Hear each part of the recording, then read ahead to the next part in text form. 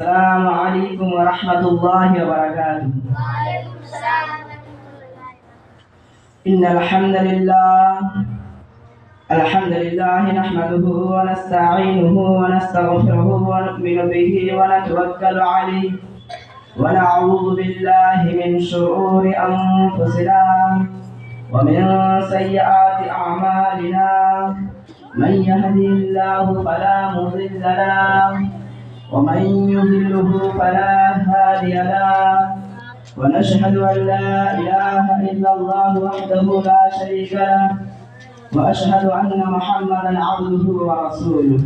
أما بعد، أعوذ بالله من الشيطان الرجيم. بسم الله الرحمن الرحيم. من أجل ذلك كتبنا على بني إسرائيل أنه من قتل نفسا بغير نفس أو فساد في الأرض فكأنما قتل الناس جميعا ومن أحياها فكأنما أحيا الناس جميعا.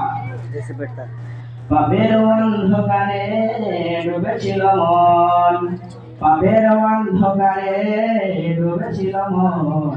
মহানবী মুস্তাফা এলেন তখন, মহানবী মুস্তাফা এলেন তখন।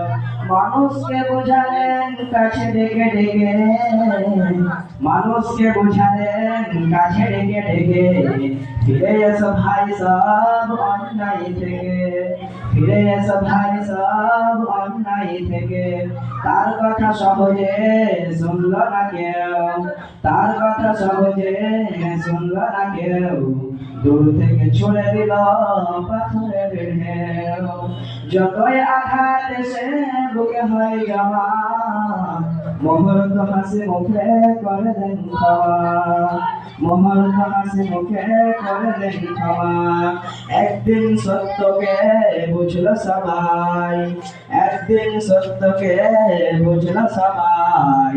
শত্রুতা মুছে দিয়ে হলো ভাই ভাই, শত্রুতা মুছে দিয়ে হলো ভাই ভাই। কারো মাঝে রইল না হিংসার দেশ, শান্তিতে ভরে গেল গোটা মহাদেশ। প্রিয় মুসলিম সমাজ, আজকে আমি আপনাদের সম্মুখে যে বিষয়ের উপর আলোকপাত করতে চাই তা হচ্ছে ইসলাম শান্তির ধর্ম। প্রিয় মুসলিম সমাজ, ইসলাম শান্তির ধর্ম। ইসলাম শব্দের অর্থ হলো আত্মসমর্পণ করা, আল্লাহর নিকট আত্মসমর্পণ করা। এর মূল ধারা হলো ইসলাম আর তার অর্থ হলো শান্তি।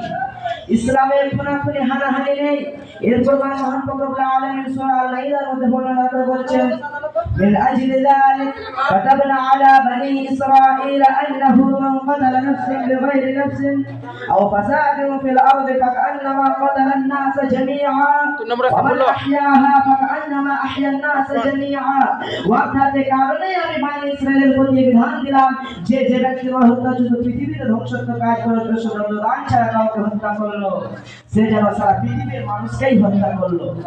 আর কেউ যদি কারো প্রাণ রক্ষা করলো, সে যেন সারা পৃথিবীর মানুষের প্রাণ রক্ষা করলো।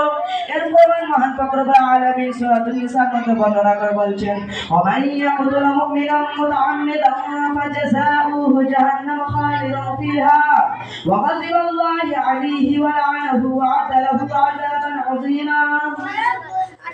অর্থাৎ যদি কোনো ব্যক্তি ইচ্ছাকৃতভাবে কোনো বিশ্বাসকে হত্যা করে, সে ব্যক্তি জাহান্নামে, তার শাস্তি জাহান্নাম, সেখানে সে চিরকাল থাকবে এবং আল্লাহ তার প্রতি রুষ্ট হবেন এবং তার জন্য মহাশাস্তি প্রস্তুত করে রাখবেন। বিশ্বনবী সাল্লাল্লাহু আলাইহি ওয়াসাল্লাম বলেছেন, কিয়ামতের দিন সর্বপ্রথম যে বিষয় বিচার নিষ্পত্তি করা হবে তা হলো খুন। নবী করিম সাল্লাল্লাহু আলাইহি ওয়াসাল্লাম আরো অন্যত্র বলেছেন, যদি কোনো ব্যক্তি মুশরিক হয়ে মারা যায় অথচ পৃথিবীতে কোনো বিশ্বাসীকে হত্যা করে, তার শাস্তি, সে ব্যক্তি বেহেশতের সুবাস পাবে না এবং তার শাস্তি হবে জাহান্নাম। এবং সেই ব্যক্তির পাপ ছাড়া আল্লাহ তাবারক ওয়া তাআলা অন্য ব্যক্তির পাপকে মাফ করে দিতে পারে। নবী করিম সাল্লাল্লাহু আলাইহি ওয়াসাল্লাম আরেক জায়গায় বর্ণনা করে বলেছেন, একজন মুসলিমকে একজন মুমিনকে হত্যা করার চাইতে সারা পৃথিবীকে ধ্বংস করে দেওয়া আল্লাহর নিকট অধিক সহজ। বিশ্বনবী সাল্লাল্লাহু আলাইহি ওয়াসাল্লাম আরো অন্যত্র বর্ণনা করে বলছেন, যদি কোনো ব্যক্তি মুসলিম রাষ্ট্রে বসবাসকারী চিহ্নিত বিপক্ষে কাউকে হত্যা করলো, সে ব্যক্তি বেহেশতের সুবাস পাবে না এবং তার সুবাস হবে 40 বছর পর্যন্ত পাকিস্তানে পাওয়া যাবে। মহান পাক রব্বুল আলামিন এর ফরমান সূরাতুল বাকারার মধ্যে বর্ণনা করে বলছেন লা ইকরাহা ফিদ্দিন ক্বাদ তাবায়্যানা রুশদু মিনাল গায়, অর্থাৎ ধর্মের জন্য কোনো জোর জবরদস্তি নেই, নিশ্চয়ই ধর্ম সুবল থেকে প্রকাশ হয়ে প্রতীক হয়েছে। ইসলাম তার বাণী দ্বারা প্রচারিত হয়েছে, কথা মিথ্যা। ইসলামের সৌন্দর্য মুসলিমের মগজকারী সচ্চরিত্র দ্বারা ইসলাম উন্নতি করেছে। ইসলামে সন্তুষ্ট নেই, ইসলাম বিজয়ের জন্য নিরাপত্তা নেই, ইসলাম মানুষকে হত্যা করতে পারে না, মানুষকে খুন করতে পারে না। তবে ইসলামিক জিহাদ নেই, জিহাদ অবশ্যই আছে, কিন্তু জিহাদ হয় প্রয়োজনে শান্তি প্রতিষ্ঠানের জন্য জিহাদ হয়, জিহাদ হয় মানুষের হক অধিকার আদায় করার জন্য, বঞ্চিতের মান সম্মান ফিরে দেওয়ার জন্য। এবং যে জিহাদ শান্তির জন্য হয় তথাকথিত ভাবে সভ্য সমাজে আমানবিক ভাবে নয়।